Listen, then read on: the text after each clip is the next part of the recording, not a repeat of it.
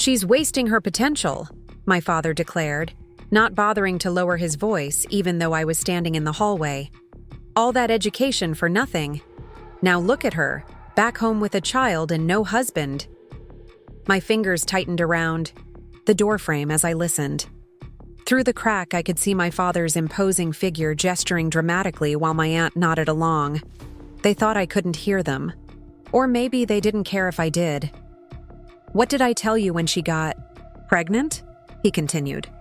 I said, "Lisa will never amount to anything now." Harsh, but someone had to say it. I felt a small hand slip into mine and looked down to see my daughter Olivia, her wide brown eyes searching my face. At just 10 years old, she already had an uncanny ability to sense when something was wrong. She squeezed my hand 3 times, our secret code for "I love you." Without a word, she pulled away and walked straight into the living room where my father and aunt sat. I reached out to stop her, but she moved with such purpose that my hand fell short. "Grandpa," she said, her voice steady in a way mine never was around him. "Mom asked me to give you this." Before we jump back in, tell us where you're tuning in from. And if this story touches you, make sure you're subscribed, because tomorrow, I've saved something extra special for you. From her pocket, she pulled out a cream-colored envelope, the one I'd given her earlier that morning, just in case I lost my nerve. She placed it carefully on the coffee table in front of my father, smoothing it once with her small hand. "What's this?" he asked, barely glancing at Olivia as he picked it up. "Open it," she said simply, then came back to stand beside me in the doorway. I watched my father's face as he read the letter inside, his expression shifting from irritation to confusion to something I'd never seen before. Respect, maybe, or regret. "You're buying the Henderson property?" he finally said, his voice uncharacteristically quiet. "And turning it into a wellness center?" "Yes," I replied, stepping into the room fully now. "The bank approved my business loan yesterday. I close on the property next month." My aunt leaned forward to read over his shoulder, her eyes widening. "But that's the largest commercial property in town. James Henderson wouldn't sell to anyone for 20 years. "He's selling to me," I said. "He believes in my vision." My father stared at the approval letter, then at the business plan I'd included. "Where did you get this kind of money? How did you—" He trailed off, seemingly at a loss for words, perhaps for the first time in his life. "I've been saving and planning for 3 years," I said. "Working nights, taking business classes online, meeting with investors." I paused. "All while you were telling everyone I'd never amount to anything." The silence that filled the room was the sweetest sound I'd heard in years. But let me back up. Because that moment with the envelope didn't come out of nowhere, and neither did my father's doubt. This story begins much earlier, when one positive pregnancy test changed the trajectory of my carefully planned life. My name is Lisa Carter. I'm 32 years old, and until 3 years ago, I believed what my father had said about me for most of my life, that I was a disappointment, a once promising student who had thrown everything away by getting pregnant at 21. Growing up in Millfield, a town just small enough that everyone knows your business but too large to feel truly connected, I had always been Dr. Carter's daughter. My father, the town's most prominent cardiologist, had mapped out my future from the day I was born. Prestigious university, medical school, and eventually joining his practice.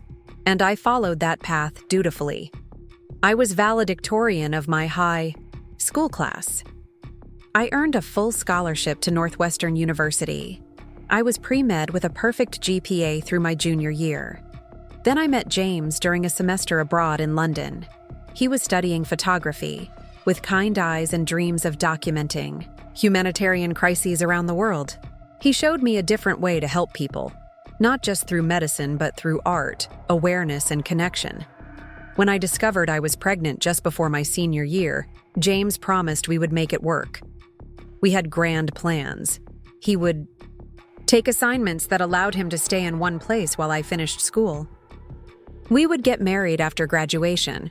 My father would eventually come around once he held his grandchild. None of that happened. James got offered his dream assignment covering refugee camps in Syria. He left promising to come back in 3 months. Instead, I received an email saying he couldn't give up this opportunity, that parenthood wasn't compatible with the life he needed to live. That was the last I heard from him. I called my parents from my apartment in Chicago, shaking so badly I could barely hold the phone. My mother cried. My father said, in the clinical tone he reserved for delivering bad news to patients, "Well, you've ruined your life now. I hope you realize that." He was partly right. My life as I had imagined it was over.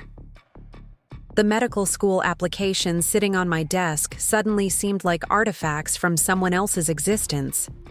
Morning sickness made attending 8 a.m. organic chemistry nearly impossible. My focus slipped. My perfect GPA became decidedly imperfect, but I was determined to finish my degree. I took a reduced course load, found a part-time job at the university library that allowed me to study during quiet periods, and graduated a semester late, 7 months pregnant and walking across the stage alone while my classmates cheered extra loudly to make up for my family's empty seats. Olivia was born 2 weeks after graduation. Tiny and perfect, with a full head of dark hair and eyes that seemed to take in everything. I fell in love instantly, completely, in a way I hadn't known was possible. Looking at her, I couldn't regret any of the choices that had brought her into my life, even as I wondered how I would manage to build a future for us. Pride kept me from calling home at first. I found a job as an administrative assistant at a medical research facility. Not what I had trained for, but it offered health insurance and flexible hours. I made friends with other single mothers in my apartment building. We traded babysitting and advice. We survived. For almost a year, I lived in a strange, exhausted bubble of new motherhood and financial precarity. I was making it work, but just barely. Then I got the call that my mother had suffered a minor stroke. Despite everything, I packed up Olivia and our meager belongings and drove the 6 hours back to Millfield. The plan was to stay for a few weeks, just until my mother recovered enough for my father to manage her care alone. But days turned into weeks, and weeks into months. My mother needed more help than anticipated. My savings dwindled. The lease on my Chicago apartment ended. And slowly, without ever making a conscious decision, I found myself living in my childhood, bedroom again, with a playpen crammed next to my old desk and my medical school dreams gathering dust alongside my high school trophies. My father never missed an opportunity to remind me of his disappointment. At dinner, he would quiz me about employment prospects as though I weren't already applying for jobs daily. When friends from high school came by with their children, he would introduce me with qualifiers. "This is Lisa. She was going to be a doctor," but the worst was when he spoke about me to others as if I weren't in the room. "She had such potential," he would say to neighbors, colleagues, even distant relatives at holiday gatherings. "Full scholarship. Could have been anything. Now look." My mother, weakened by her stroke and decades of deferring to my father, would pat my hand sympathetically but never contradicted him. In her gentler way, she reinforced his message. I had failed, and now my primary duty was to minimize the inconvenience my failure caused others. After 6 months back in Millfield, I found a job as the office manager at a small physical therapy practice. The pay was modest, but enough to rent a tiny 2-bedroom apartment in a converted Victorian near downtown. Olivia and I moved out of my parents' house with little fanfare. My father helped carry boxes to my car and remarked that at least I was finally taking responsibility, as if raising my daughter on my own for the past 2 years had been an extended vacation. Our apartment became my sanctuary. It was small, with slanted ceilings and temperamental plumbing, but it was ours. I painted the walls sunny yellow. I hung fairy lights around Olivia's bed. On weekends, we explored the town's parks and library. building a life that felt separate from my father's disappointment. But Millfield is too small for true independence. My father's influence permeated everything. When I applied for a management position at the hospital, I was told, not in so many words but in meaningful glances and awkward pauses, that Dr. Carter had expressed concerns about my reliability. When I joined a committee planning the town's centennial celebration, other members always seemed surprised by my ideas, as if they'd expected less from me. I started to believe the narrative myself. Maybe this was all I deserved. Maybe my one mistake had defined my potential forever. I stopped applying for promotions. I declined invitations to join professional groups. I focused solely on providing stability for Olivia, letting my own ambitions wither. The turning point came on Olivia's 7th birthday. We had a small party at the town park. Just a few friends from school, cupcakes from the local bakery, and a second-hand bicycle that had taken me 3 months to save for. My parents attended briefly, my father checking his watch every few minutes, as if calculating the minimum socially acceptable time to stay. As he was leaving, he pressed a check into my hand. "For Olivia's college fund," he said. "Start it now. She'll need every advantage to avoid ending up like—" He stopped himself, but the unspoken comparison hung in the air between us. That night, after Olivia was asleep, I sat at our kitchen table and cried. Preparing and narrating this story took us a lot of time, so if you are enjoying it, subscribe to our channel. It means a lot to us. Now back to the story. Delicate tears, but ugly, racking sobs that felt ripped from somewhere deep inside me. I cried for the girl I had been, for the dreams I had abandoned, and for the woman I had become who allowed herself to be diminished by another person's judgment, even if that person was my father. When the tears finally stopped, I felt hollow, but somehow clearer, as if the crying had washed away a fog I hadn't known was surrounding me. I took out a notebook and began to write, not really knowing what would come out. What emerged was a business plan, not a fully formed one, but the skeleton of an idea that had been growing in me without conscious awareness. During my time at the physical therapy practice, I had noticed a gap in our town's healthcare offerings. Patients would complete their prescribed therapy but have nowhere to continue their wellness journey. The elderly struggled with isolation. New mothers had no community resources for postpartum support. Athletes had to drive an hour to the nearest sports medicine facility. What Millfield needed was a comprehensive wellness center, a place that combined physical therapy, fitness classes, nutrition counseling, and community health education. A place focused on prevention and holistic well-being, not just treating illness. I stayed up until 3 a.m. sketching floor plans and running preliminary numbers. The idea energized me in a way nothing had since before Olivia was born. By morning, exhausted but exhilarated, I had made a decision. I would build this center myself. The journey from that kitchen table epiphany to the envelope Olivia handed my father was the hardest thing I've ever done. It required reinventing myself in the margins of an already full life. I enrolled in online business courses, studying after Olivia went to bed. I took on additional bookkeeping clients on weekends to save for startup costs. I researched grants and small business loans, filling out applications during my lunch breaks at work.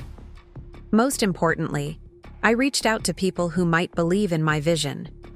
My boss at the physical therapy practice became my first advisor, offering insights from his decades in healthcare.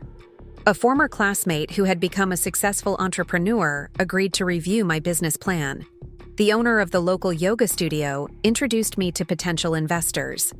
I worked in secret, not out of shame, but as a form of protection. I couldn't risk my father's skepticism infecting this fragile dream before it had a chance to take root. When he asked about my evening commitments, I vaguely mentioned professional development or community service. It wasn't entirely untrue. Olivia became my confidant. Though she was too young to understand the financial details, she grasped the importance of what I was building.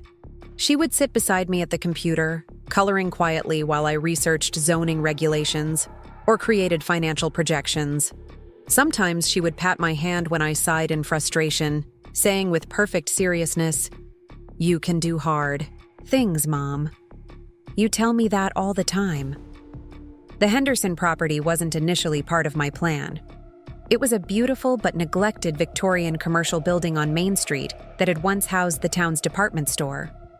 James Henderson, the irascible heir to the Henderson retail fortune, had closed the store 15 years earlier, but refused to sell the building despite numerous offers, preferring to pay the property taxes and watch it slowly decay rather than see someone else profit from his family's legacy. I had walked past it hundreds of times, admiring its bones, the large display windows, the ornate cornice, the central location, but assuming, like everyone in town, that it was an immovable piece of Millfield's landscape. Then I learned through the physical therapy grapevine that Mr. Henderson had been diagnosed with Parkinson's disease. He was undergoing treatment at our clinic, struggling with the psychological impact of his diminishing physical capabilities. Against the advice of practically everyone, I scheduled an appointment to see him, not to opportunistically make an offer on his building, but to talk about my vision for a wellness center that might have helped someone like him earlier in his diagnosis. A place focused on maintaining abilities rather than just treating symptoms, once they appeared. Our first meeting was brief and not particularly encouraging. He listened stone-faced to my pitch, then informed me that he had no interest in selling to another doctor's kid with delusions of grandeur. I left feeling foolish but not defeated. I returned the following week with more detailed plans and statistics about Parkinson's outcomes with early intervention wellness programs. He cut me off mid-presentation, but invited me to come back with information about how such a center might serve the town's elderly population. Thus began an unusual partnership. Every Thursday afternoon for 3 months, I would visit Mr. Henderson with new aspects of my business plan, responding to his increasingly specific questions and incorporating his suggestions. He never explicitly mentioned selling me the building, but he started referring to certain rooms as where you could put the therapy pool, or a good space for those meditation classes you mentioned. On my 10th visit, he greeted me with uncharacteristic solemnity. "I'm not getting any younger," he said without preamble. "And this place isn't doing anyone any good sitting empty." He named a price for the building that was fair but still daunting, far more than I had managed to save. But he also offered an unexpected olive branch. He would consider seller financing for part of the purchase if I could secure a bank loan for the remainder. Armed with his tentative offer, I approached Millfield Community Bank with my now polished business plan. The loan officer happened to be the mother of a child in Olivia's class, someone who knew me as a responsible parent rather than just Dr. Carter's disappointing daughter. She advocated for my application when it might otherwise have been dismissed. After weeks of additional documentation, meetings with the loan committee, and one particularly intense interview with the bank president, I received the approval letter, the one that would later find its way into the envelope Olivia handed to my father. I had kept my father updated on the bare minimum of my life during this time. He knew I was still at the physical therapy practice. He knew Olivia was doing well in school. He didn't know I had spent every spare moment of the past 3 years, rebuilding my self-worth and creating a future on my own terms. The day before that confrontation in his living room, I had signed the preliminary paperwork for the loan. It was really happening. After dropping Olivia at school, I sat in my car and cried, not from sadness, but from relief, pride, and a strange sense of gratitude for every obstacle that had led me to this moment. That evening, I told Olivia we would be visiting her grandparents the next day. "I have something important to tell Grandpa," I explained as I placed the loan documents in an envelope. She watched me with serious eyes. "Is it a good thing or a bad thing?" "It's a good thing for us," I said, "but Grandpa might have complicated feelings about it." She nodded as if this made perfect sense. "Can I give him the envelope?" "Sometimes. He listens better to me." Looking at my fierce, perceptive daughter, I realized she had observed more than I had ever intended about my relationship with my father. She had seen his dismissals, his subtle undermining, his refusal to see me as anything other than a cautionary tale. And in her own way, she had been protecting me all along. "Yes," I said, handing her the envelope. "I think that's a perfect idea." I couldn't have anticipated how powerful that moment would be, watching my small daughter stand up straight before my father, delivering evidence of everything he had failed to see in me with the simple dignity only a child can muster. In that moment, she wasn't just helping me announce my achievement, she was reclaiming my narrative. After the initial shock wore off, my father attempted to regain his footing. "This is a massive undertaking," he said, shuffling through the papers. "Healthcare is a complicated business. The regulations alone." "I've spent 3 years researching every aspect of this business," I interrupted. "I've consulted with healthcare attorneys, insurance specialists, and other wellness center owners. The bank didn't approve this loan on a whim." He looked at me then, really looked at me, perhaps for the first time since I'd told him I was pregnant over a decade ago. "Why didn't you tell me you were planning this?" The question hung in the air between us, heavy with all the reasons we both already knew. "Because you would have discouraged me. Because you needed me to fail to justify your abandonment when I needed you most. Because you have never once asked what I wanted for my life." "Would you have supported me if I had?" I asked instead. His silence was answer enough. My aunt, who had been uncharacteristically quiet throughout this exchange, suddenly stood up. "I think this calls for a celebration," she said, heading toward the kitchen. "I'll make coffee." Her retreat broke some of the tension. My father set the papers down on the coffee table and removed his glasses, pinching the bridge of his nose in a gesture I recognized from childhood, his way of processing unexpected information. "The Henderson property needs significant renovations," he finally said. "The wiring alone is probably not up to code." "I've budgeted for that," I replied. "I've already consulted with contractors." He nodded slowly. "And you're sure about the demand for this type of center? Millfield is a small town." "That's exactly why it's needed here. People currently drive to Columbus for services that should be available locally. I have market research data if you'd like to see it." Another nod, this one accompanied by a fleeting expression I couldn't quite identify. Something between surprise and something else. Pride, perhaps? Or just the uncomfortable realization that he had misjudged me. Olivia, who had been standing quietly beside me, chose this moment to speak up. "Mom's going to help people feel better," she said with absolute certainty. "And I'm going to help her after school sometimes. I'm going to design the kids' waiting area." My father's gaze shifted to Olivia, and his expression softened in the way it only ever did for her. "Is that so?" "Uh-huh. And when I grow up, I'm going to be a doctor and a business owner. Like Mom, and like you." Something in my chest tightened at her words, at the easy way she envisioned a future that combined both our paths rather than choosing between them.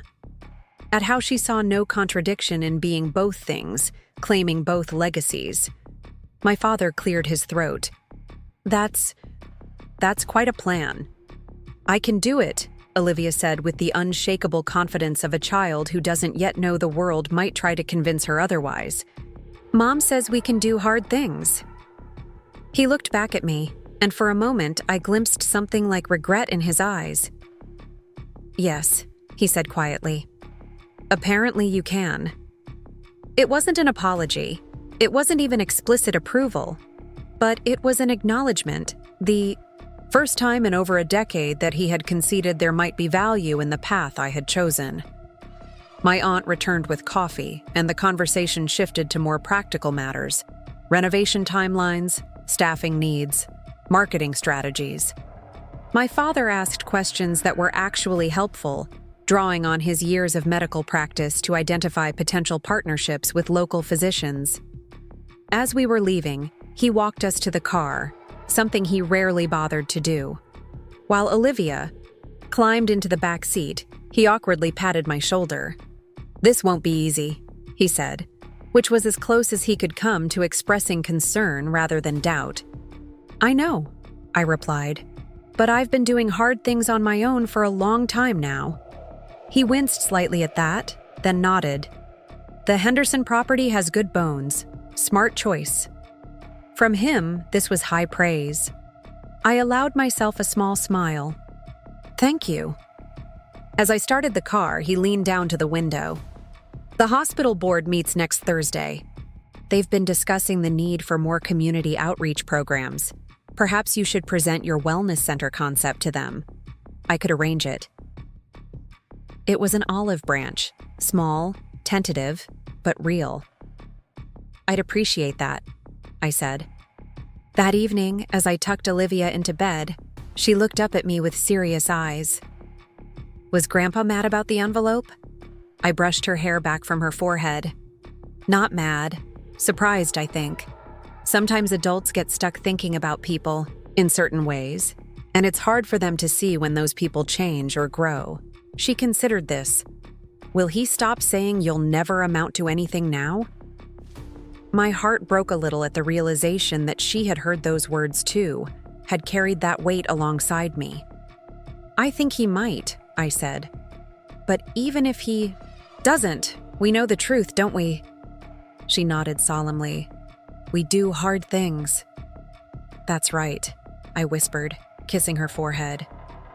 "And we do them together." The journey since that day hasn't been smooth. Opening the wellness center involved countless setbacks, construction delays, permitting issues, staffing challenges. There were moments I questioned whether my father had been right about my capabilities all along. But with each obstacle, I found reserves of strength I hadn't known I possessed. I drew on skills I had developed not despite being a single mother, but because of it: persistence, creative problem solving, the ability to function on minimal sleep. 6 months after Olivia delivered that envelope, Millfield Wellness Center opened its doors.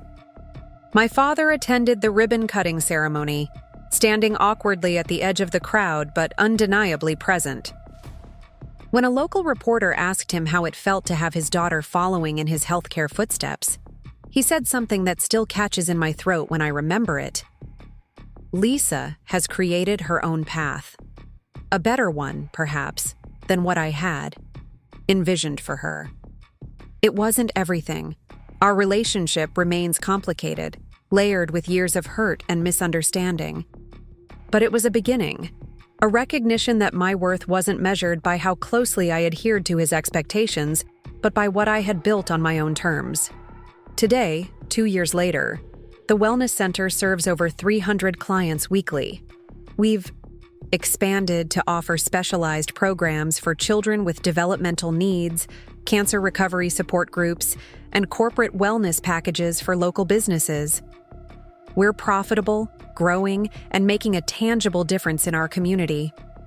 As for Olivia, now 12 and fiercely independent, she still helps out at the center after school, chatting easily with elderly clients and solemnly explaining the benefits of our programs to newcomers. She watches everything, this child of mine absorbing lessons I never explicitly teach her, about resilience, about defining your own success, about the power of quietly proving people wrong. Sometimes I look at her and wonder what challenges she'll face, what envelopes she might need to deliver in her own life.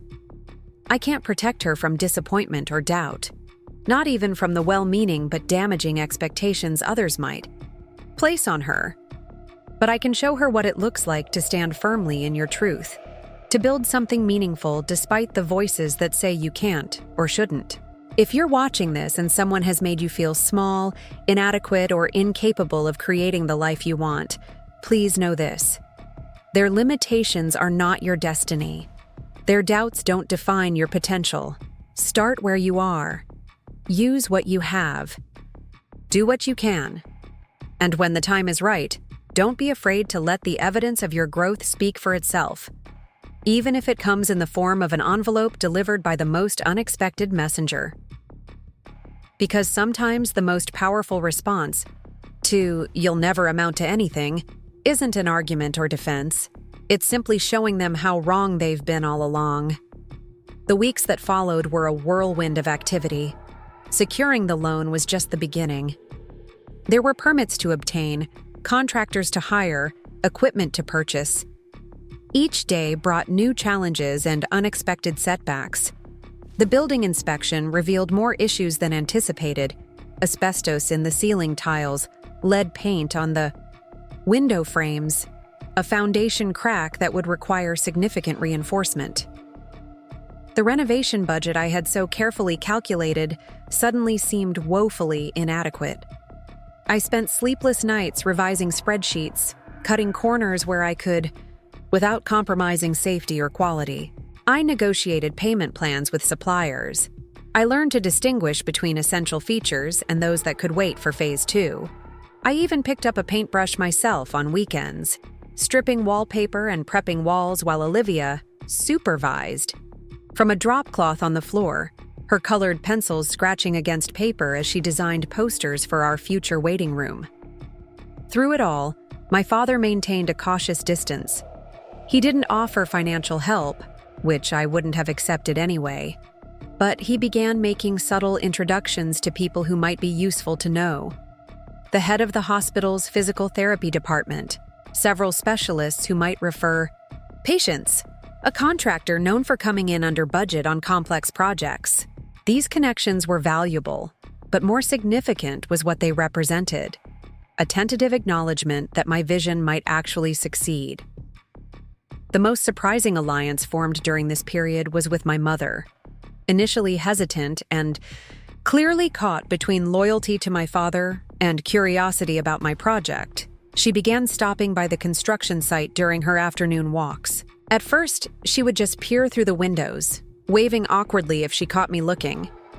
Eventually, she started coming inside, asking questions about the layout and offering occasional suggestions about making spaces more welcoming for older clients. One afternoon, as we stood in what would become the main exercise room, dust motes dancing in the sunlight streaming through the newly cleaned windows, she said something that caught me completely off guard. "I always knew you were strong," she said, her voice soft but clear. "Even when your father, even when we weren't." I turned to look at her, this woman who had spent decades in my father's shadow, who had never directly contradicted him, in my presence. "What do you mean?" She ran her fingers along the ornate woodwork we had uncovered beneath layers of paint. "When you were little, maybe 4 or 5, you fell off the swing at the park, cut your knee badly. Your father wanted to carry you to the car, but you insisted on walking by yourself. 'I can do it,' you said, blood running down your leg. He told me later that's when he knew you'd be a doctor, because you were so brave." The irony wasn't lost on either of us. "What happened to that belief?" I asked. She sighed. "Your father. He has very specific ideas about how life should unfold. When you deviated from his script, he couldn't adjust. But that doesn't mean he stopped believing in your capabilities. He just couldn't see how they might manifest differently than he had planned." It wasn't an excuse for years of dismissal and disappointment, but it was something, a glimpse into the complicated man who had shaped so much of my self-perception, for better and worse. "And what about you?" I asked. "What did you believe?" She met my eyes then, something resolute in her gaze that I'd rarely seen. "I believed you would find your way eventually. I just wish I had done more to help you along that journey." There was so much unsaid in her words. Regret, apology, a history of quiet compromises. I reached out and squeezed her hand, dust-covered, fingers twining with hers. "You're here now." The next day, she showed up with a box of old family photos. "For the waiting room," she explained. "People respond to places with history. Among them was a picture I'd never seen. Me as a toddler, in my grandfather's medical office, standing on tiptoe to peer into his reflex hammer. On the back, in my mother's neat handwriting, Lisa's first day at the office, 1993. It was her way of saying that this path, though different from what had been planned, wasn't entirely new, that in some way I was continuing a family tradition of healing, just on my own terms. The presentation to the hospital board that my father had arranged was scheduled for mid-June, 3 months before our planned opening. I prepared meticulously, creating detailed handouts, practicing my delivery until Olivia could recite parts of it along with me.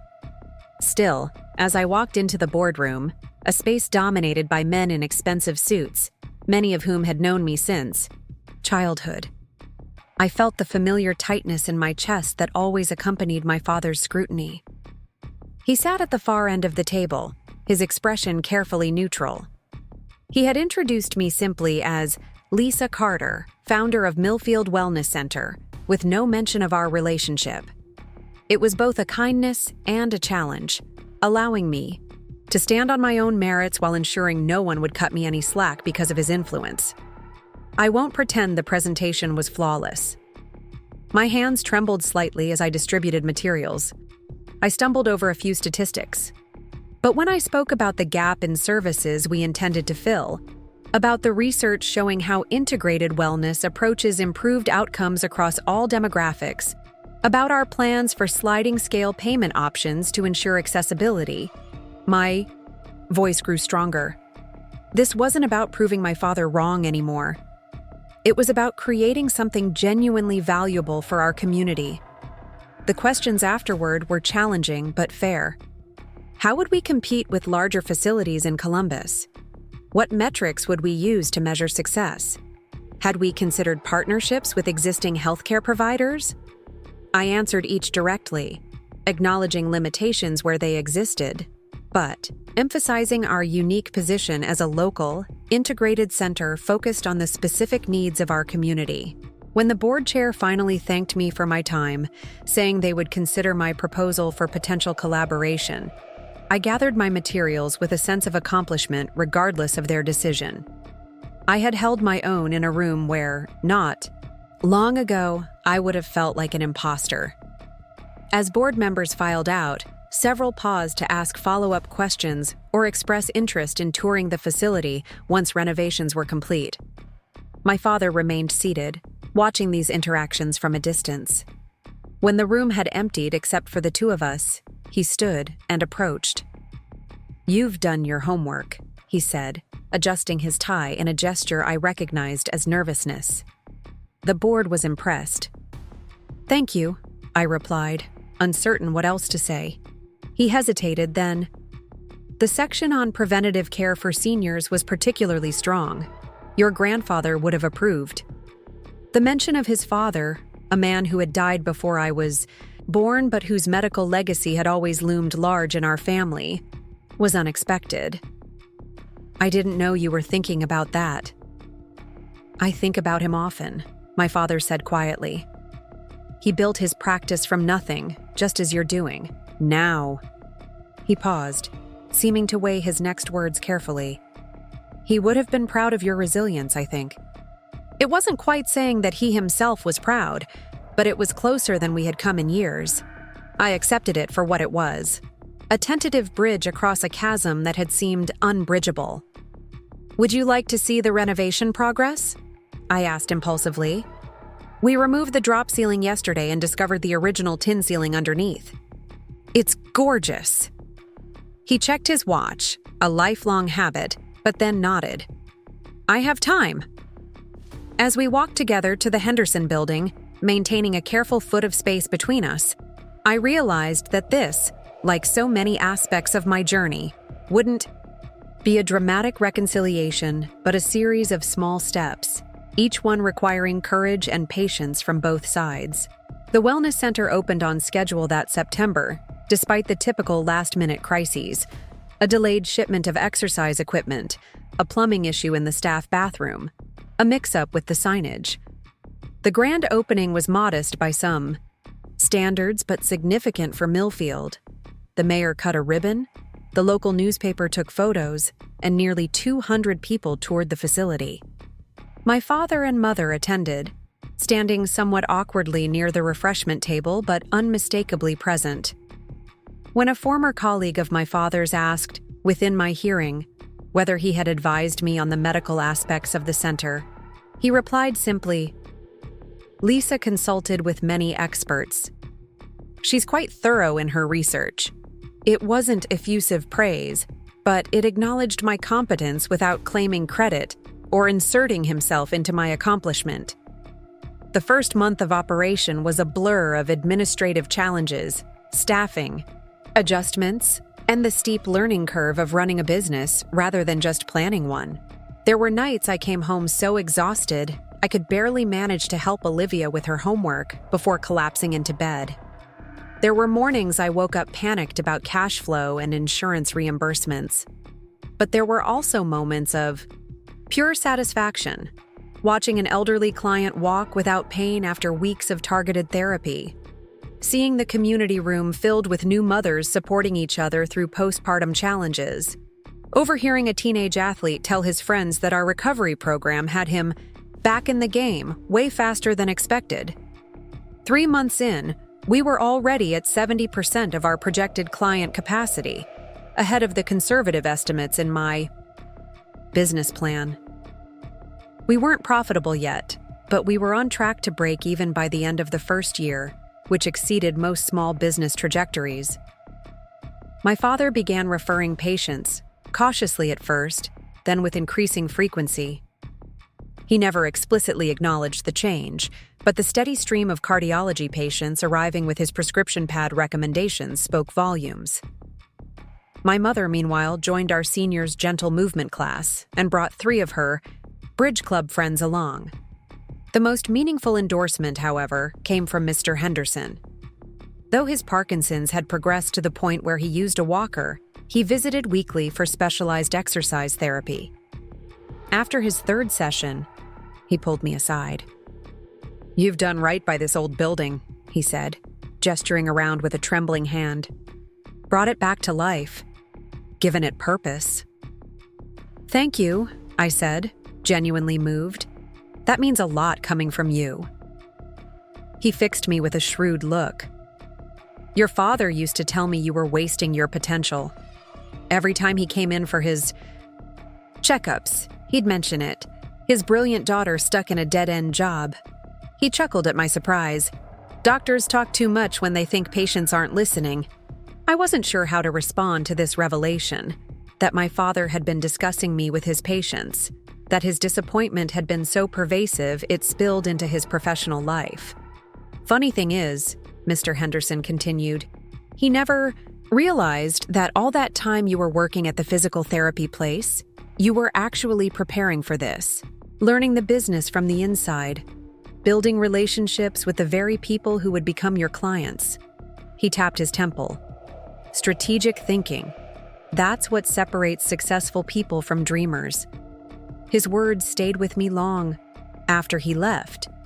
The idea that what had looked like stagnation to my father, and sometimes to me, had actually been a necessary foundation. That perhaps even the difficult years of living under his judgment had strengthened my resolve in ways that easier paths might not have. 6 months after opening, I received a letter from the hospital board. They were interested in establishing a formal partnership with Millfield Wellness Center, referring patients, sharing certain resources, potentially even funding an expansion of our community health education programs. The letter was signed by the board chair, but a handwritten note was paper-clipped to the bottom. This was unanimously approved.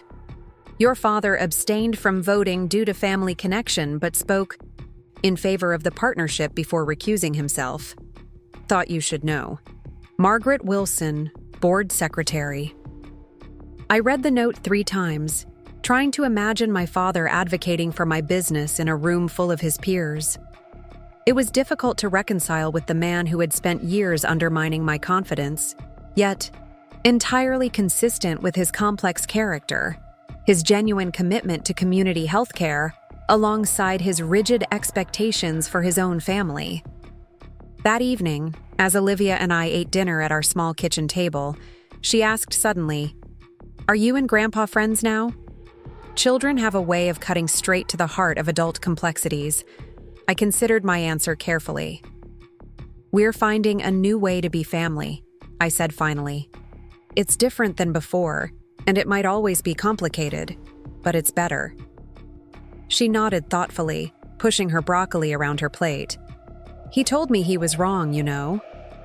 My fork paused halfway to my mouth. "What do you mean?" "When I stayed with Grandma and Grandpa last weekend, Grandpa took me for ice cream, and he said he was wrong about you not amounting to anything. He said you amounted to more than he expected." She looked up with a small smile. I told him, I already knew that. The simplicity of her statement, the casual way she reported this monumental shift, brought tears to my eyes. I blinked them away before she could notice. "That was a nice thing for him to say," I managed. "Yeah."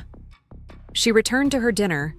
The matter settled in her mind, if not quite in my heart. Later that night, after she was asleep, I sat on our small balcony looking out at the town lights. I thought about the envelope Olivia had handed my father that day, how it had contained not just loan documents, but years of quiet determination, countless small sacrifices, and the unshakable belief that I could create something meaningful, despite everything. I thought about how my father's dismissal had shaped me, sometimes weakening me, but ultimately forging a resilience I might not otherwise have developed. How Olivia had witnessed both my struggles and my triumph, absorbing lessons I hadn't consciously tried to teach. And I realized that maybe the most valuable thing I'd built wasn't the wellness center itself, but the example I'd set for my daughter. That other people's perceptions don't define your worth, that failure isn't final, that sometimes the sweetest success is the one no one sees coming. As the wellness center thrived, our family dynamics continued to evolve in unexpected ways. For my father, the transition from dismissive parent to reluctant supporter wasn't smooth or complete. There were still moments when his old judgments surfaced, usually when he felt uncertain or when his own insecurities were triggered. At a Chamber of Commerce dinner where I was invited to speak about small business growth, he introduced me to a colleague with the qualification, "Lisa's doing quite well, considering she started with no business background." The compliment and criticism so perfectly balanced that only I could feel the sting beneath the praise. But these moments grew less frequent, replaced by something approaching genuine respect. When a prominent healthcare journal featured the Wellness Center in an article about innovative rural healthcare models, he framed a copy and hung it in his office waiting room. He didn't call to tell me, my mother mentioned it casually, but the gesture spoke volumes. My mother's transformation was more profound. As if my success had awakened something dormant in her, she began asserting herself in small ways, first at the Wellness Center where she volunteered twice a week, then gradually at home. She joined a watercolor class, despite my father's observation that she had never shown any artistic inclination. She rearranged furniture that had remained in the same position for decades. She spoke up at dinner when my father's assessments of situations or people seemed unnecessarily harsh. "You don't always have to look for what's wrong, Richard," she said one evening when he was critiquing a new doctor at the hospital. "Sometimes it's more productive to notice what's right." He had looked at her in surprise, then at me, as if wondering whether I had somehow orchestrated this quiet rebellion. But it wasn't my doing. It was as though watching me step into my own power had reminded her of hers. The Wellness Center itself evolved beyond my initial vision. What had begun as a physical therapy supplement expanded to include mental health services when we hired a counselor specializing in trauma and grief. We added a community garden in the vacant lot behind the building, where clients could engage in therapeutic horticulture. We developed specialized programs for children with sensory processing challenges and movement classes for adults with chronic pain. Each expansion came with new challenges: staffing, funding, space limitations. but also with deepening community connections. People who had initially come for physical therapy stayed for yoga classes or nutrition workshops. Elderly clients who had once been isolated formed friendships in our seniors' programs. Local physicians who had initially been skeptical began referring patients with increasing frequency. The most unexpected development came in the form of a research partnership with the university where I had once been a student.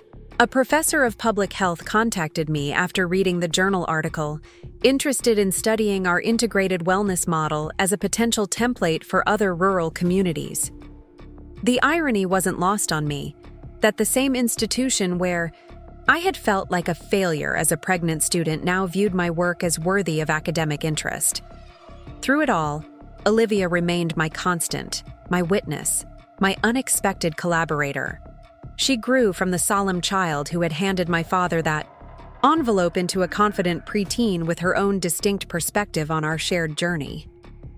When she was 10, she asked if she could create a kids' advisory board for the Wellness Center, a group of children from different age groups who would provide input on how to make our programs more appealing to younger clients.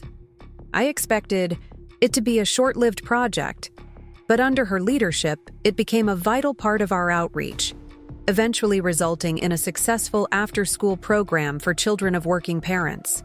People often commented on how mature she was, how unusual her confidence and clarity seemed for her age.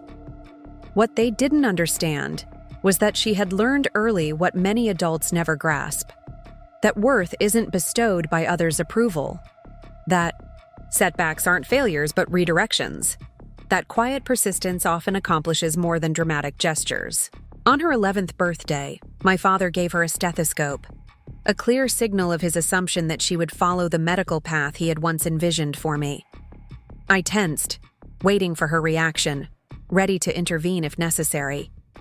But Olivia simply thanked him, then added, "I might use this when I'm a doctor, or I might use it to check if the walls in my own wellness center have good acoustics. I haven't decided yet." My father had laughed, genuinely laughed, and said, "Either way, you'll need to know what you're listening for." It was such a small moment, this exchange between my daughter and my father, but it felt monumental to me. She had claimed the right to define her own future without rejecting his gift or his legacy. She had found a middle path that I had never managed to discover. As for my relationship with my father, it continued to evolve in fits and starts. We never had a dramatic reconciliation, no tearful apologies or explicit acknowledgments of past hurts. That wasn't his way, and perhaps by the time I had truly come into my own, it wasn't necessary for mine either. Instead, we developed a cautious, professional respect that gradually extended into our personal interactions. He consulted me about healthcare initiatives at the hospital. I asked his advice about medical equipment purchases. We found common ground in discussing community needs and healthcare trends rather than dwelling on our complicated history. The most significant shift came when he began bringing cardiology patients directly to the wellness center for consultations rather than sending referrals. The first time he walked through the front doors with a patient file in hand, every staff member stared in surprise.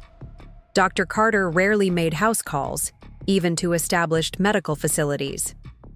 "I thought it would be more efficient to discuss this case in person," he explained stiffly. "Mrs. Palmer needs a comprehensive approach, and your team has had good results with similar cardiac rehabilitation cases." It was as close as he would come to admitting that what I had built had value, not just as his daughter's project, but as a legitimate healthcare resource. After that, he began stopping by monthly, then weekly. These visits were ostensibly professional, but occasionally he would linger after discussions concluded, wandering through the facility, noting changes or improvements since his last visit. During one such tour, he paused in front of the waiting room wall where we displayed before and after photos of the Henderson building renovation alongside historical images of the town. "Your grandfather would have appreciated this," he said, gesturing to the display. He believed strongly in preserving community history while advancing medical care. I didn't know that about him, I said. My father nodded. He opened his practice during the Depression. Everyone told him it was foolish timing, that no one could afford medical care. He instituted a sliding scale payment system and bartering arrangements, accepted chickens and garden produce in lieu of cash. He smiled faintly at the memory. People thought he would fail, but by addressing actual community needs rather than following traditional medical business models, he built the foundation of what eventually became my practice. I absorbed this revelation, that my grandfather, whom I had only known through my father's occasional references, had been an innovator, a rule breaker, someone who had trusted his own judgment over conventional wisdom. You never told me that story before, I said. No, he agreed. I suppose I was too focused on the achievements that came after the foundation was built. The medical school scholarship, the research publications, the professional accolades. He touched the frame of one of the photos. I forgot that the most impressive achievement was having the courage to begin at all. It wasn't an explicit apology for dismissing my choices, for failing to see the value in my path, but it was an acknowledgement, however oblique, that success could take forms he hadn't recognized or valued. As the third anniversary of the Wellness Center approached, we planned a community celebration, an open house with demonstrations of various programs, health screenings, and activities for children. The event was partly marketing, partly a thank you to the community that had supported us, and partly a moment to pause and acknowledge how far we had come. During the planning, Olivia approached me with an idea. "We should give Grandpa an award," she said, "for being a healthcare partner or something." I was surprised by the suggestion. "Why do you think he deserves an award?" She considered this seriously. "Not because he was always nice or always believed in you," she said with the brutal honesty of children. "But because he changed. He learned something. And that's hard. For grown-ups. Out of the mouths of babes." She was right, of course. My father's journey from dismissal to grudging respect to genuine, if limited, support represented a profound shift for a man who had spent decades certain of his own rightness. Perhaps that deserved recognition, not to erase the past hurts, but to acknowledge the possibility of growth at any age. We created a simple plaque recognizing Dr. Richard Carter for outstanding contributions to community wellness through medical partnership. When Olivia presented it to him at the anniversary celebration, his hands trembled slightly as he accepted it. He made a brief, formal speech about the importance of integrated healthcare approaches, but it was the unscripted moment afterward that I will always remember. As he returned to his seat, he paused beside me and said quietly, "You've created something valuable here, Lisa, something entirely your own." Then, even more softly, "I'm sorry it took me so long to see it." It wasn't a grand gesture of reconciliation. It didn't erase years of dismissal or heal all wounds. But in that moment, I understood that we had both made a journey. Mine from seeking his approval to finding my own path. His from rigid expectations to genuine, if imperfect, acceptance. That night, after the celebration, Olivia and I sat on our apartment balcony sharing ice cream and watching the stars. "Grandpa said he was sorry," she observed casually. "Did that make you feel better?" I considered the question carefully. "It helped," I said finally. But I realized something important today. I don't need his approval to know my worth anymore. That's something I found on my own. She nodded as if this made perfect sense. Like when I get a B on a math test, but I know I worked really hard and understood the material, the grade doesn't tell the whole story. Exactly like that, I said, smiling at her wisdom. The real measure isn't what other people think of our work, but what we know about our own efforts and growth. She was quiet for a moment, licking her spoon thoughtfully. "I'm glad Grandpa changed his mind about you," she said finally. "But I never needed him to. I always knew you were amazing." I pulled her close, this child who had witnessed both my struggles and my triumph, who had stood tall and delivered an envelope that changed everything, who had understood intuitively what had taken me years to learn. That true validation comes from within, that other people's limitations are not our destiny, that sometimes the quietest response to doubt is simply proving it wrong. The 4th year of the Wellness Center brought unexpected challenges. A new medical complex opened 30 miles away, drawing potential clients with state-of-the-art equipment and aggressive marketing. A key staff member moved out of state for family reasons. The building's ancient plumbing system failed catastrophically one weekend, causing water damage that required closing the main treatment rooms for nearly 2 weeks. Through it all, I maintained the calm determination that had become my hallmark. We redirected clients to alternative spaces, borrowed equipment from other facilities, negotiated with insurance companies, and emerged not just intact, but somehow stronger. Our community relationships deepened by the collective response to crisis. My father watched these developments with a newfound respect. During the plumbing disaster, he offered the use of 2 examination rooms in his practice during his off hours, an unprecedented sharing of his professional space. "You're handling this setback remarkably well," he observed as we coordinated schedules. "Most new business owners would be panicking." I smiled, thinking of all the crises I'd weathered before this one. From unexpected pregnancy to eviction notices to years of his subtle undermining. "I've had practice with challenges. They don't frighten me anymore." He nodded, something like understanding passing between us. "Resilience," he said. "It's the most valuable trait in medicine, and in life, I suppose." This, from the man who had once seen my circumstances only as failure, was growth indeed.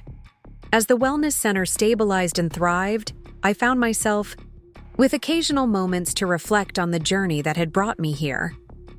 One such moment came unexpectedly during a professional conference in Chicago, a city I hadn't visited since I'd left with Olivia as an infant. I had been invited to speak about rural healthcare innovations, a remarkable validation of our work. After my presentation, I found myself with a free afternoon and, on impulse, took a taxi to my old neighborhood. I walked past the apartment building where I'd lived as a student, climbed the same stairs I'd once navigated while heavily pregnant, stood outside the door that had once been mine. So much had changed since then. The terrified young woman facing single motherhood and an uncertain future was now a successful business owner, a respected healthcare innovator, a mother to a remarkable daughter. Yet standing there, I could still feel the echoes of that earlier self, her fears and hopes still somehow present within me. I sat on a nearby bench and called Olivia, who was staying with my parents during my trip. "How's Chicago?" she asked immediately. "Did your speech go okay?" "It went well," I said. "I'm actually sitting outside our old apartment right now." "Really? What does it look like?" "Smaller than I remember," I laughed. "But it was home once." There was a pause. Then she asked, "Do you ever wish things had been different? Like, if my dad had stayed, or if you had become a doctor like Grandpa wanted?" The question caught me off guard. Olivia rarely mentioned her father or expressed curiosity about alternative lives we might have lived. I considered my answer carefully. "I used to," I admitted. "For a long time, I thought I was on the wrong path, that I had somehow failed by not following the plan. But now I see that there was no wrong path, just different ones. And this one led me to build something I'm proud of, something that helps people. It led me to be the mother you needed, not the one someone else thought I should be." "I like who you are," she said simply. "I do too," I replied, surprising myself with the ease of this acknowledgement. "I finally do too." When I returned from Chicago, I found an unexpected visitor waiting at the Wellness Center, James Henderson, Mr. Henderson's grandson, a man I had never met. He had flown in from Seattle after his grandfather's health had taken a sudden downturn. "He's asking for you," James explained. "He's at Millfield Memorial. The doctors don't think he has much time left." I drove to the hospital immediately, finding Mr. Henderson in a private room. My father, his attending physician, nodded briefly to me as I entered, then stepped out to give us privacy. Mr. Henderson looked smaller somehow, diminished by illness and the sterile hospital surroundings. But his eyes still held that shrewd intelligence that had initially seen potential in my business plan when others had dismissed it. "I wanted to thank you," he said, his voice weaker but still precise, "for giving the old place purpose again, for making something of it." "I should be thanking you," I replied, taking his papery hand in mine. "You took a chance on me when no one else would." He waved this away with his free hand. "Not charity. Good business. I recognized a sound investment." His mouth quirked in a small smile. "And perhaps a bit of myself in you. People told me I would fail too, back when I expanded Henderson's during the war.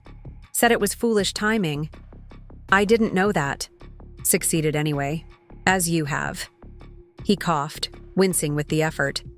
"My grandson wants to discuss the building with you, after I'm gone." "There's no rush for that conversation," I said gently. "Always a rush," he countered. "Time moves quicker than you think. One day you're launching a business, the next you're an old man in a hospital bed." He squeezed my hand with surprising strength. "Promise me one thing." "What's that?" "Keep expanding. Don't settle. What you've built is just the beginning." I nodded, throat tight with unexpected emotion. "I promise." He died 3 days later. At the funeral, his grandson approached me, explaining that Mr. Henderson had included a provision in his will specifically related to the wellness center building. "He's left you first right of refusal to purchase the adjacent property, the old Henderson's warehouse." James handed me an envelope containing the details. "He said you'd know what to do with it." I opened it later that evening, after Olivia was asleep. Inside was not just information about the warehouse property, but a handwritten note from Mr. Henderson. "Lisa, I've watched you turn a forgotten building into a community resource through vision and tenacity. The warehouse needs the same transformation. You once mentioned your dream of affordable senior housing connected to wellness services. Here's your chance. Don't wait for someone else's permission or approval. J.H." Enclosed with the note was a preliminary appraisal of the warehouse property, showing a value significantly below market rate, and information about a special, low-interest loan program for community development projects. My mind raced with possibilities. The warehouse could indeed be converted into affordable senior apartments, connected directly to the wellness center through an enclosed walkway. It would solve a critical housing need in our community while creating a continuous care model for older adults, from independent living to various levels of support and wellness services. The scope was far beyond anything I'd attempted before, requiring partnerships with housing authorities, elder care specialists, and significantly more funding than the original wellness center. It was terrifying and exhilarating. I stayed up until 3 a.m. sketching initial plans, researching funding options, making preliminary calculations. By morning, I had the skeleton of a proposal and a renewed sense of purpose. Mr. Henderson had been right. What I'd built was just the beginning. When I mentioned the idea to my father during our weekly coffee meeting, a recent tradition that still felt strange but increasingly comfortable, I expected caution, perhaps even skepticism. Instead, he listened intently, asking insightful questions about logistics and potential healthcare partnerships. "It's ambitious," he said finally, "but you've proven you can manage ambitious projects." He hesitated, then added, "Your grandmother would have benefited from something like this." In her later years, she struggled with the isolation as much as her physical limitations. It was rare for him to mention his mother, who had died when I was very young. Rarer still for him to acknowledge vulnerabilities within his own family. I didn't know that about her, I said. She was fiercely independent, refused to move in with us, even when it became difficult for her to manage alone. A shadow crossed his face. The medical issues were treatable, but the loneliness, that was harder to address. Your integrated model makes sense. Housing connected to community and wellness services. He nodded decisively. I'd like to be involved in the planning if you're open to it. This offer, to be a collaborator, rather than just a critic or reluctant supporter, marked yet another evolution in our relationship. I'd welcome your input, I said, and meant it.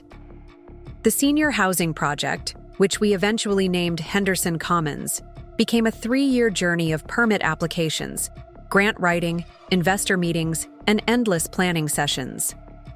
It stretched my capabilities in new directions, forcing me to become fluent in housing regulations, elder care best practices, and large-scale project management. Olivia, now 13 and increasingly independent, became involved in her own way, creating an intergenerational program that connected local middle school students with future Henderson Commons residents. They conducted oral history interviews, collaborated on art projects, and learned from each other's perspectives, bridging generational divides while creating community connections before the building was even completed. Throughout this period, my father's involvement deepened from occasional consultation to active partnership. He used his connections to bring specialized medical services on site, helped design spaces that would accommodate changing health needs, and even contributed personally to the project's funding gap when we faced an unexpected shortfall. During one late-night planning session, as we pored over blueprints spread across my dining room table, he said something that stunned me. "You're fulfilling the true Carter legacy, you know." I looked up, unsure what he meant. Medicine in... Our family has always been about more than treating illness, he continued, eyes still on the plans before him. It's been about building community resources, addressing needs holistically. He glanced up briefly. What I lost sight of, what I failed to see in your approach, was that you were actually extending that legacy, not rejecting it. The acknowledgement was so unexpected, so contrary to years of his expressed disappointment in my divergence from medical school, that I didn't know how to respond. You don't need to say anything, he said, correctly reading my silence. I just wanted you to know that I see it now. I see you. We returned to the blueprints, the moment passing without fanfare. But something had shifted, some final piece of tension releasing between us, allowing a new kind of relationship to emerge. Not perfect, still occasionally awkward, but finally built on mutual respect rather than disappointed expectations. The groundbreaking ceremony for Henderson Commons took place on a crisp October morning, 5 years after Olivia had handed my father that envelope containing the original Wellness Center loan approval. We had invited the entire community, expecting perhaps 50 attendees. Nearly 200 showed up, clients from the Wellness Center, local officials, healthcare partners, and neighbors curious about the project. As I stood at the podium preparing to speak, I caught sight of my mother in the front row, beaming with unconcealed pride. Beside her sat Olivia, tall and poised in the black dress she had insisted on buying for important business events. My father stood slightly apart, handling last-minute coordination with the construction manager, fully immersed in a project that had become as much his passion as mine. Looking out at the gathered crowd, I felt a moment of vertigo, as if I could simultaneously see the past, present, and future converging. The scared young mother I had been, the confident business owner I had become, the expanded vision of what might still be possible ahead. When I first returned to Millfield, I began, I believed I was starting over, rebuilding from failure. What I've learned since then is that there is no such thing as starting over. There is only continuing on, bringing every experience, every setback, every lesson forward into what we build next. I gestured to the construction site behind me, with its foundation outline marked in bright orange spray paint. Henderson, Commons represents more than senior housing. It represents what happens when we recognize that our greatest resource is each other, when we create spaces where generations connect, where wellness means not just physical health, but belonging, purpose, and community. As I spoke, I could see my father watching from the side, his expression a complex mixture of emotions. Pride, certainly, but also something that looked almost like wonder, as if he was seeing not just the physical manifestation of the project, but the full circle of our journey together. After the ceremony, as guests mingled over refreshments, he approached with something clutched in his hand. "I found this recently while organizing old files," he said, handing me a yellowed newspaper clipping. "I thought you might want to have it." It was a photograph from the Millfield Gazette, dated 1962, a young man in a white coat cutting a ribbon in front of a modest storefront with a sign reading, "Carter Family Medicine." My grandfather, looking remarkably like my father now, surrounded by townspeople at his practice opening. "He started with almost nothing," my father said. "Everyone told him it wouldn't work. Too small a town, too difficult a time economically." He paused. "Sound familiar?" I smiled, recognizing the parallel he was drawing. "He proved them wrong. As you have." He cleared his throat. "I've spent too many years focused on credentials and conventional paths, measuring success by metrics that miss what truly matters.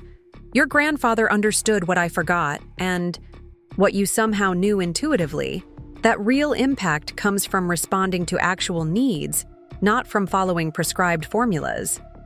Coming from my father, this was more than acknowledgement. It was a profound reassessment of values he had held unquestioned for decades. "I keep that photo in my office," he continued. "I always saw it as a reminder of professional legacy. Now, I see it differently, as evidence that innovation often looks like risk, that meaningful work sometimes requires defying conventional wisdom." He smiled slightly. "Perhaps I should have looked at it more closely when you first came home with, 'Olivia, I might have recognized sooner what you were capable of building.'" As Henderson Commons took shape over the next year, rising brick by brick from the foundation we'd celebrated at the groundbreaking, my relationship with my father continued its parallel construction. Each conversation, each collaboration adding another layer to a structure more solid than I would have believed possible. The grand opening of Henderson Commons coincided almost exactly with the 6th anniversary of the Wellness Center.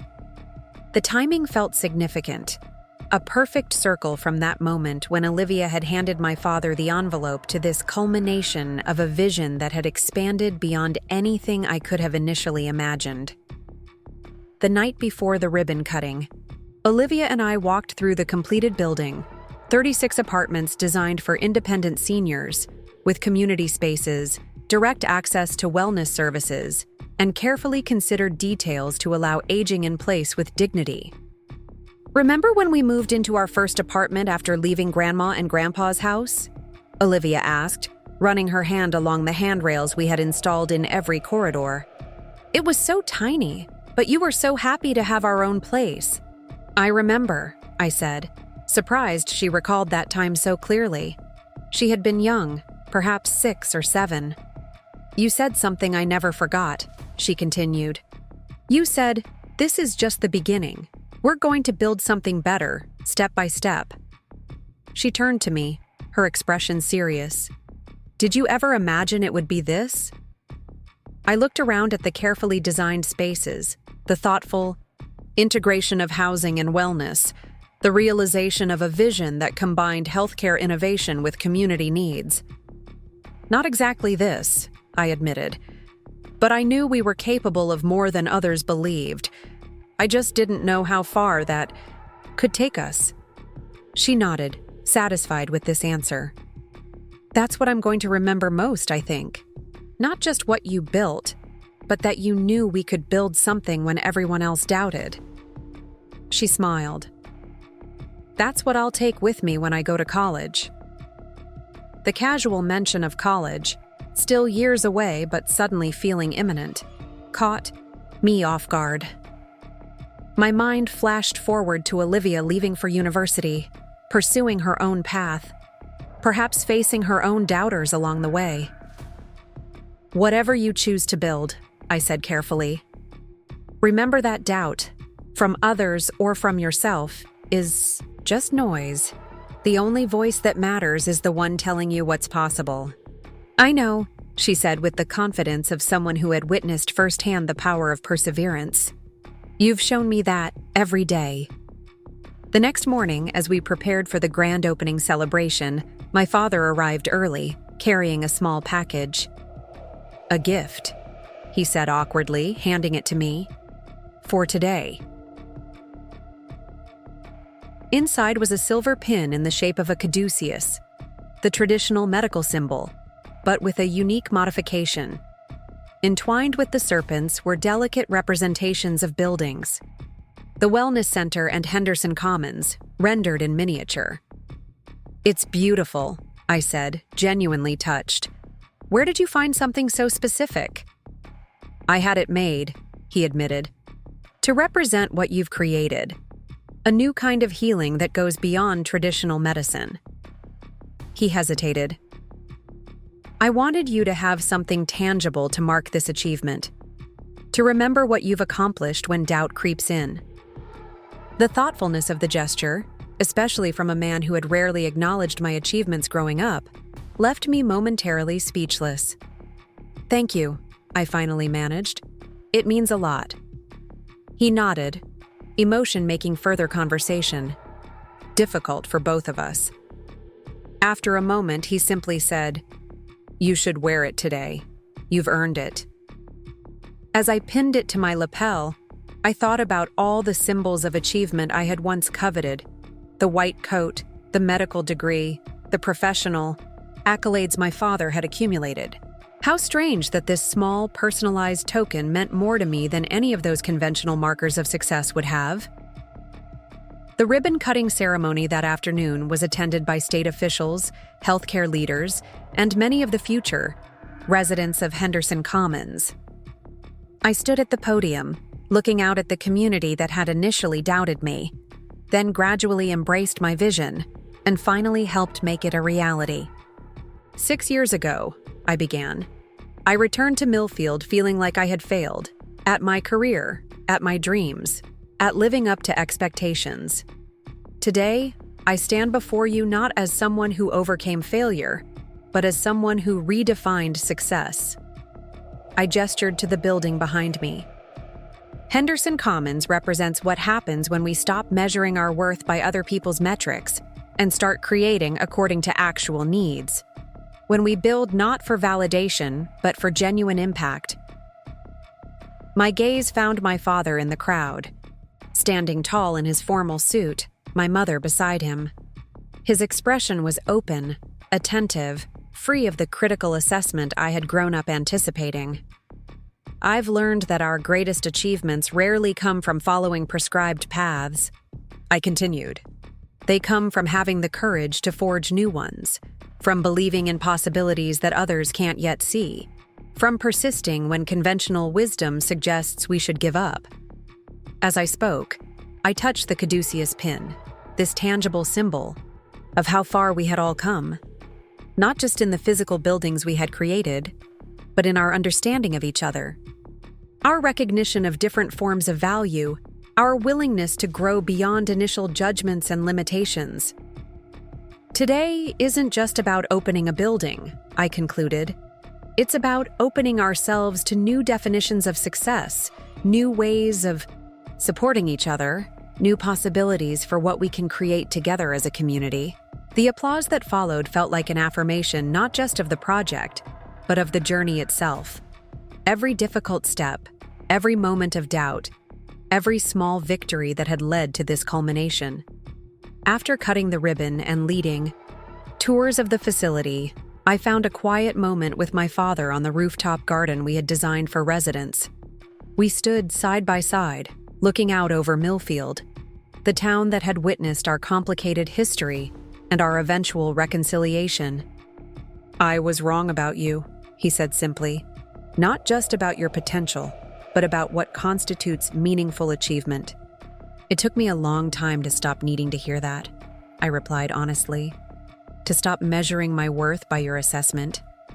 He nodded, accepting this without defensiveness. "That may have been your most important achievement, freeing yourself from my limited vision." He turned to face me directly. "I'm grateful that you allowed me to witness what you've built, even after I failed to see what was possible. We both had growing to do," I acknowledged, "and we both did it." In that moment, standing beside my father with the view of our town spread before us, I felt a sense of completion, not because everything was perfect, or because all wounds were healed, but because we had both transcended the narrative that had defined us for so long. We were no longer the disappointed father and the failing daughter.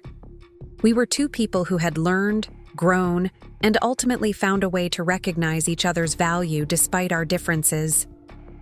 As the sun began to set, casting long shadows across the town, I thought about all the people who had witnessed our journey. My mother, finding her voice after years of silence. Mr. Henderson, seeing potential in both a neglected building and a doubted woman. The physical therapy clients who became the first supporters of the wellness center. The hospital board members who initially questioned my credentials, but eventually became partners.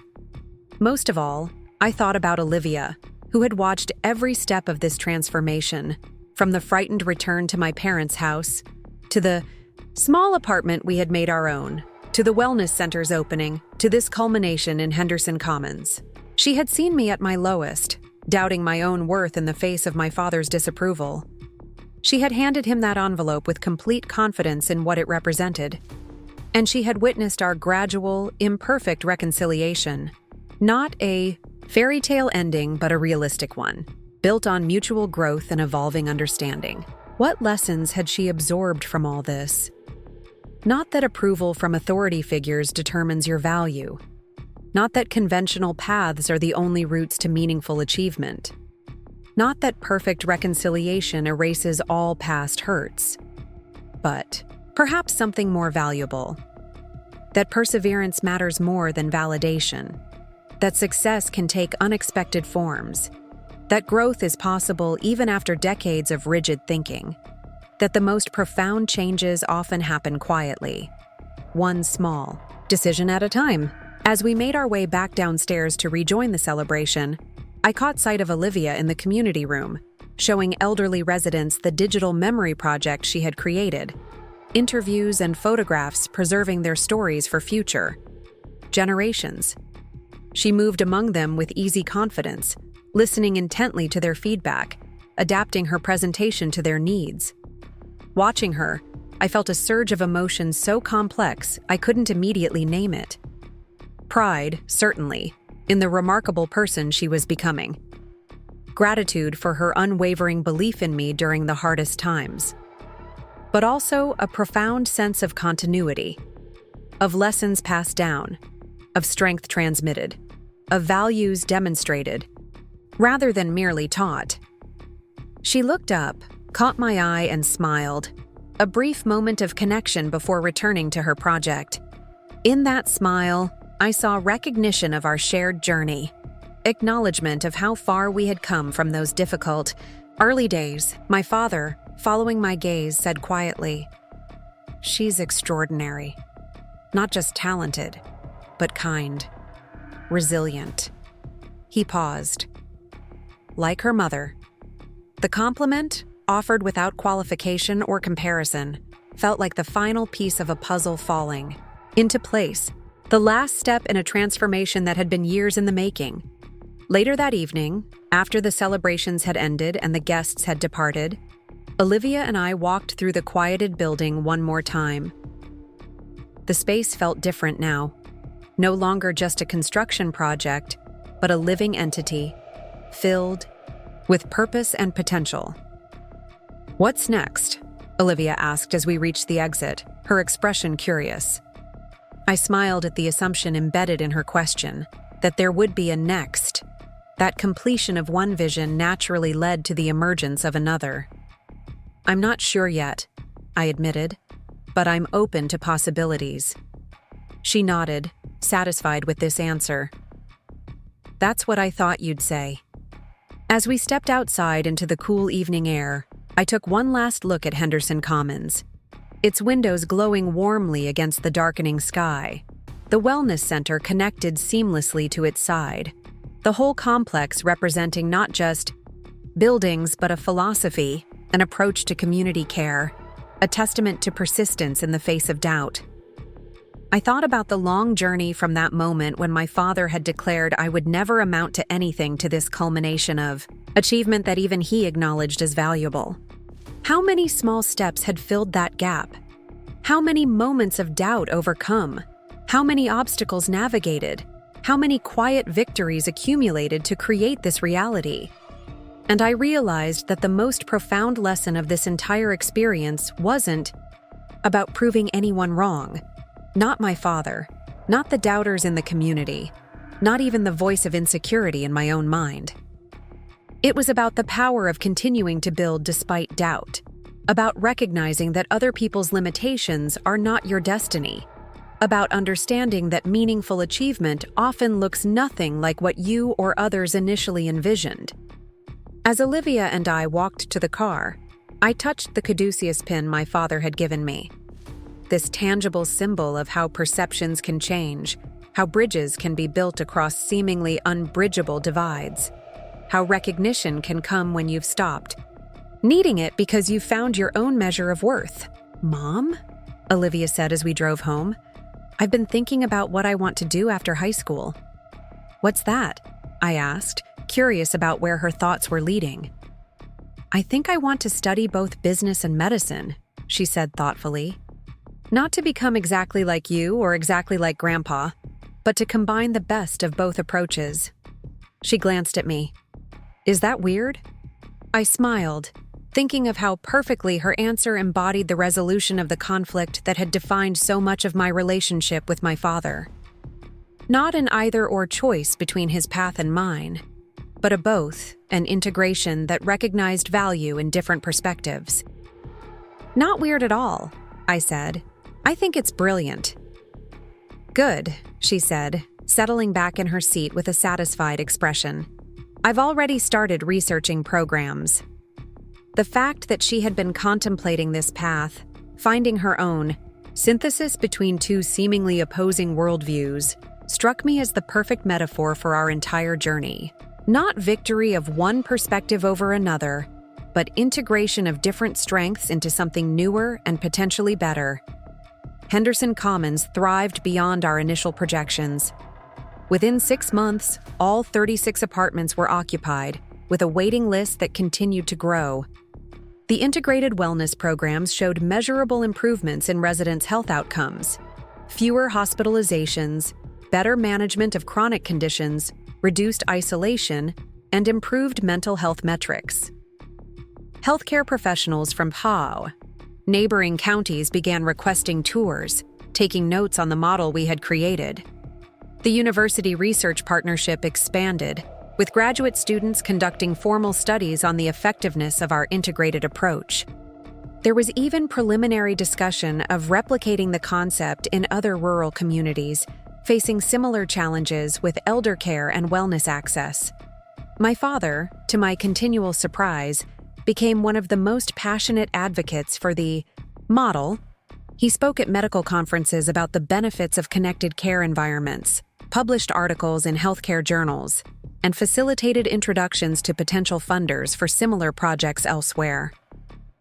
"You've changed him," my mother observed during one of our weekly lunch dates, "in ways I never thought possible." "I don't think I changed him," I replied. "I think he changed himself when presented with evidence he couldn't ignore." She smiled. "That's giving him more credit than he deserves. He couldn't have changed without your persistence in showing him another way." She stirred her coffee thoughtfully. You know, for years I watched him dismiss your choices, and I said nothing. That's something I'll always regret. You were in a difficult position, I acknowledged. Perhaps, but there's always a choice to speak up or remain silent. Her gaze met mine directly. Watching you stand firm in your vision, even when he couldn't see its value, showed me what I had forgotten about my own voice. This observation, that my journey had somehow catalyzed her own late-blooming independence, was one of the unexpected ripple effects of that moment when Olivia had handed my father the envelope. How many quiet transformations had stemmed from that single act of standing in my truth? As the first anniversary of Henderson Commons approached, we planned a celebration that would honor not just the building's success, but the broader impact of the integrated wellness model. I wanted to recognize the many people who had contributed to making the vision reality. From the construction workers who had renovated the buildings, to the healthcare providers who had embraced collaborative approaches, to the seniors who had taken a chance on a new type of living arrangement. The evening before the event, I received an unexpected call from Dr. Eleanor Winters, the dean of the medical school at my former university. I've been following your work with great interest, she began after introducing herself. The integrated wellness and housing model you've developed addresses several critical gaps in our current healthcare approach, particularly for rural and aging populations. Thank you, I replied, uncertain where the conversation was heading. I'm calling to invite you to join our faculty as an adjunct professor in our community health program. We'd like you to develop a course on innovative healthcare delivery models, using your work as a primary case study. The invitation caught me completely off guard. This was the same medical school that had once been part of my father's plan. For me, the path I had diverged from so dramatically when I became pregnant with Olivia. I'm not a physician, I pointed out. I don't have the credentials your faculty typically requires. You have exactly the credentials we need, she countered. Practical experience in designing, implementing, and managing an innovative healthcare model with demonstrable outcomes. Our students need exposure to different approaches, different definitions of success in healthcare delivery. As I considered her offer, I found myself thinking about the message this opportunity could send to other non-traditional students, to people whose paths had diverged from conventional expectations, to those who might be creating valuable healthcare, innovations outside established academic routes. I'd be honored, I said finally, but I'd need to structure it in a way that allows me to maintain my primary responsibilities here. Of course, she agreed readily. We're thinking one intensive seminar each semester, with some remote mentoring of student projects. We want to learn from what you've built, not disrupt it. That night, I shared the news with Olivia over dinner. Her reaction was immediate and enthusiastic. Mom, that's amazing. You'll be teaching at your old university. As an adjunct, I clarified. Just one course, not a full professor position. She waved this distinction away. Still, you'll be influencing future doctors and healthcare people, showing them a different way to think about helping people. She grinned suddenly. And Grandpa's head might explode when he hears this. I laughed at her characterization, though I had similar thoughts about how my father might react to this unexpected twist. His daughter returning to the hallowed halls of medical academia, not through the path he had envisioned, but through one she had forged herself. When I told him the following day, his reaction surprised me yet again. After a moment of stunned silence, he said simply, "They're fortunate to have your perspective." No qualifiers, no subtle undermining, just straightforward acknowledgement of the value I could bring. I never expected to be involved with the medical school, I admitted. Not after everything took such a different turn. Life rarely follows the paths we initially envision, he replied, a statement that from him represented profound philosophical growth. Sometimes the detours lead to more interesting destinations. The anniversary celebration for Henderson Commons became not just a recognition of the project's success, but a moment to acknowledge the many unexpected journeys that had converged to create it. In my remarks, I spoke about the power of reimagining, failure as redirection, of seeing apparent setbacks as opportunities for innovation, of finding strength in the very experiences that others might judge as weakness. 6 years ago, I told the gathered community, I returned to Millfield feeling like I had reached a dead end. Today, I stand before you not because I found a way around that obstacle, but because I discovered it wasn't an end at all, just a bend in the road that led to possibilities I couldn't have imagined.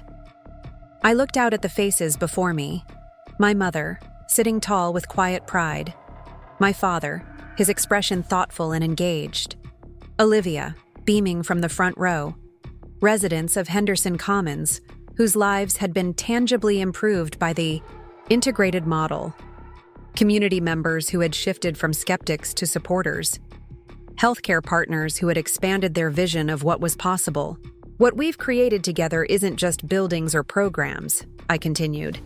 It's a testament to what happens when we refuse to be limited by others' definitions of success, when we respond to actual needs rather than predetermined paths, when we build with purpose rather than for approval. As I spoke, I touched the caduceus pin my father had given me, now a regular part of my professional attire. There are many ways to heal, many paths to contributing meaningfully, many definitions of success. The measure that matters isn't external validation, but genuine impact. Creating something that serves, that solves real problems, that makes lives better in tangible ways. After the formal celebration, as guests mingled through the common areas of Henderson Commons, I found a quiet moment with Olivia on the rooftop garden. The evening was clear, stars emerging in the darkening sky. The lights of Millfield spread below us like earthbound constellations. I'm really proud of you, Mom, she said, leaning against the railing beside me. Thank you, I replied, touched by the simplicity of her statement. That means a lot. Not just for all this, she continued, gesturing to encompass the building below us, but for how you did it, for never getting bitter or giving up, for showing me what it looks like to believe in yourself when other people don't. I looked at my daughter, this wise, perceptive young woman who had witnessed every step of my journey, who had handed my father that envelope with such quiet dignity, who was now charting her own course with a confidence I had only gradually discovered in myself. You were a big part of that, I told her. Your faith in me never wavered, even when mine did. She smiled. That's because I got to see the real you all along, not the version Grandpa thought you should be. Her insight, so clear, so uncomplicated, by the doubts and comparisons that had clouded my self-perception for so long, reminded me how children often grasp emotional truths that adults overcomplicate. What's your favorite part of everything we've built? I asked, curious about her perspective. She considered this thoughtfully. I think the way it's changed how people see each other. Like how the seniors here aren't just old people anymore to the kids in my school. They're Mrs. Chen, who teaches Chinese calligraphy, or Mr. Washington, who tells the best stories about civil rights history. She paused. And how Grandpa sees you differently now, and how you see yourself. Her observation captured something essential about the ripple effects of what we had created. How the physical structures had facilitated not just wellness services, but shifts in perception, in relationships, in understanding between different groups who might otherwise remain disconnected. That's my favorite part too, I agreed. As we stood together in the growing darkness, I thought about the long, winding path that had led to this moment, from the frightened young pregnant student, to the struggling single mother living in her parents' house, to the determined entrepreneur building a business that defied expectations, to this present reality as a respected healthcare innovator and educator. None of it had unfolded according to plan. Not my father's plan for my medical career, not my own early visions for my life, Not even my initial concept for the wellness center. Yet somehow, through persistence and adaptation, through failure and recalibration, through countless small decisions to keep building despite doubt, it had led to something more meaningful than I could have initially imagined. The teaching position at the medical school became yet another unexpected chapter in my evolving story. Twice each semester, I would travel to the university to lead intensive seminars on integrated healthcare models, bringing with me case studies, data, and practical wisdom gleaned from our experience in Millfield. The students, medical, nursing, public health, and business, brought fresh perspectives and challenging questions. Many were initially skeptical of approaches that diverged from traditional healthcare delivery models, but as they engaged with the real-world outcomes, the measurable improvements in quality of life, and the financial sustainability of our integrated approach, most became intrigued by the possibilities. Several students each year chose to complete internships or research projects at Henderson Commons, bringing their energy and innovative ideas to our continuing evolution. Some went on to adapt elements of our model in their own communities after graduation, creating a growing network of healthcare innovators connected to our original vision.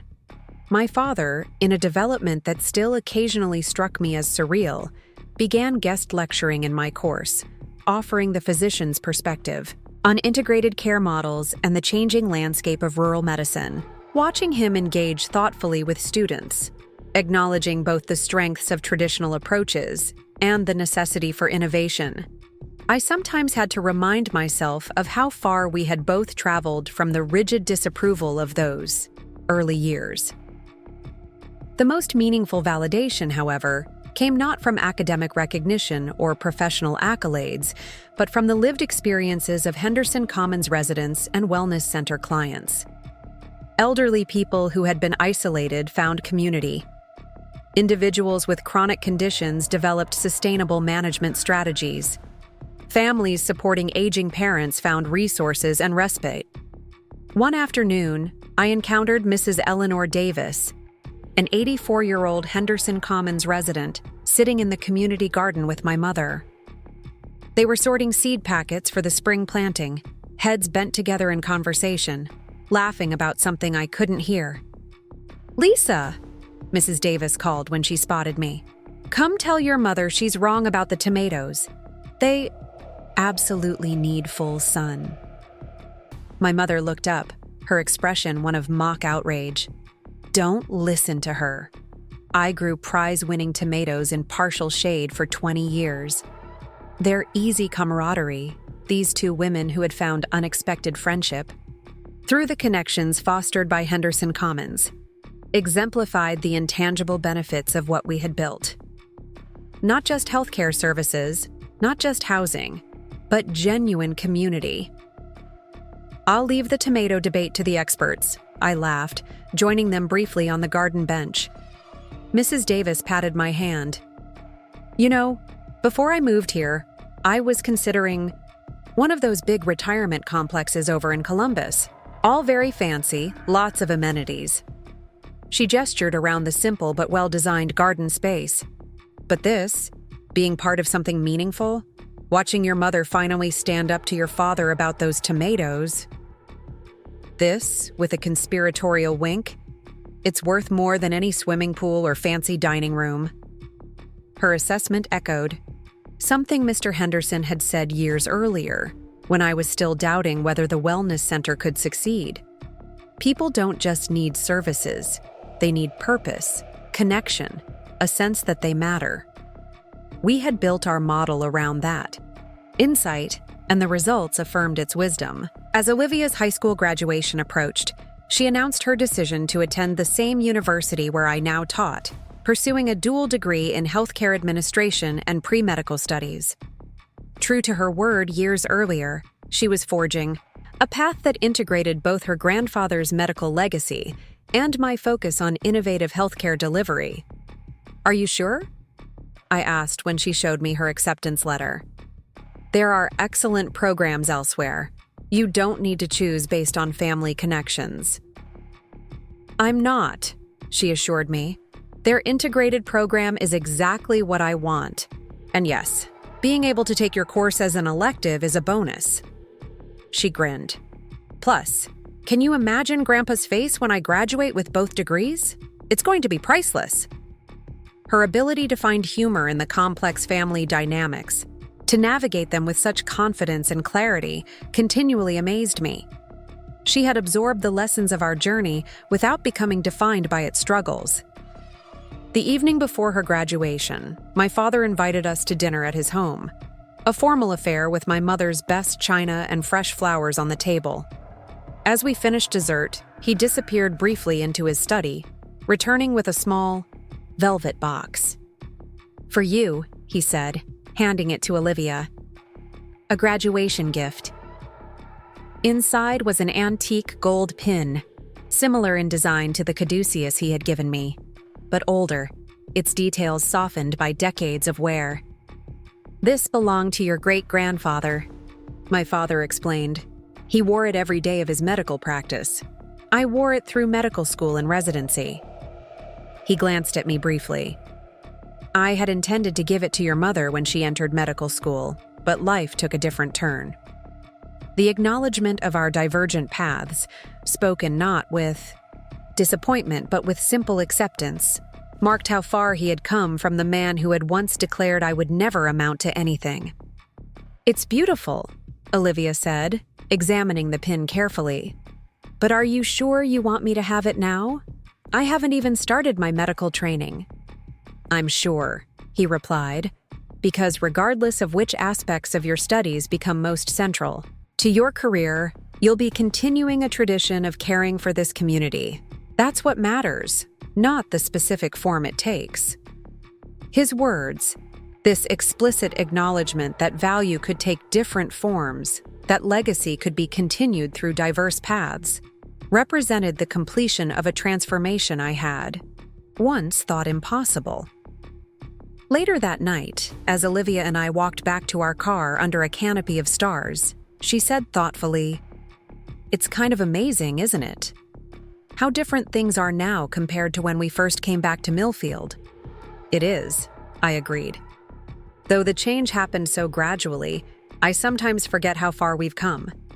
"Not me," she said. "I remember everything. The way Grandpa used to talk about you when he thought I couldn't hear. The tiny apartment we moved into. How hard you worked at night when you thought I was asleep." She paused. "And that day when I gave him the envelope. I was so nervous, but I knew it was important." "You were braver than I was," I admitted. She shook her head. "No, I just delivered the message. You did all the hard work that made that moment possible." She looped her arm through mine as we walked. "That's what I'm going to remember most when I'm away at college. How you showed me that other people's doubts don't have to become your limitations." Her words echoed my own reflections on our journey. The realization that perhaps the most valuable outcome hadn't been the buildings or programs we'd created, but the example of resilience, the demonstration that worth isn't defined by others, assessments that meaningful achievement often looks nothing like what was initially expected or valued. As I walked beside my daughter, this extraordinary young woman who had witnessed both my struggles and my triumph, I felt a sense of completion, not because everything was perfect or because all wounds were fully healed, but because we had both emerged from a difficult journey with a clear understanding of what truly matters: the courage to define success on your own terms, the persistence to build despite doubt, the wisdom to recognize that sometimes the most powerful response to "you'll never amount to anything" is simply showing day by day how wrong that assessment was. The Wellness Center and Henderson Commons continued to evolve, adapting to changing community needs, incorporating new research findings, expanding services in response to client feedback. My teaching role at the university grew to include mentoring healthcare entrepreneurs from underrepresented backgrounds, particularly single parents seeking to create innovative service models within their communities. My relationship with my father settled into a new pattern, not the close bond some might have hoped for after such a journey, but a mutually respectful partnership that acknowledged both our differences and our shared commitment to community well-being. We collaborated on professional projects, consulted each other on healthcare initiatives, and gradually built a relationship based not on approval or validation, but on recognition of each other's distinct contributions. As for Olivia, she thrived in her university studies, bringing her unique perspective to both the administrative and clinical aspects of healthcare. During holidays and summer breaks, she would return to Millfield, working at Henderson Commons, developing new programs and building relationships with residents and staff that would inform her future career. One summer evening, as we sat together on the rooftop garden watching a spectacular sunset paint the sky in shades of gold and crimson, she asked a question that caught me by surprise. Do you ever wonder what would have happened if you had followed the original plan? If you had gone to medical school like Grandpa wanted? I considered this alternate reality, the path not taken, the life that might have unfolded had circumstances been different, had I made different choices. Sometimes, I admitted, but not with regret, more with curiosity. Would you change it if you could? Go back and do it differently? I looked out over the town, at the wellness center and Henderson Commons below us, at the lives touched, and transformed by what we had built, at the community connections strengthened through our integrated approach. No, I said with certainty, because this path, difficult as it sometimes was, led to something I believe in deeply. Something that makes a real difference. I turned to her, and it led to you becoming exactly who you are, which is someone remarkable. She smiled, satisfied with this answer. That's what I thought you'd say. As the last rays of sunset faded and the first stars appeared in the darkening sky, I thought about all the people who had witnessed our journey. My mother, finding her voice after years of silence. My father, expanding his definition of meaningful contribution. Mr. Henderson, seeing potential where others saw only obstacles. And most of all, Olivia, who had watched every step of this transformation and absorbed its most essential lesson. That true value isn't determined by others' judgments, but by the courage to define your own path, the persistence to build something meaningful despite doubt, and the wisdom to recognize that sometimes the quietest voice in the room is the one that ultimately changes everything. Up next, you've got 2 more standout stories right on your screen. If this one hit the mark, you won't want to pass these up. Just click and check them out.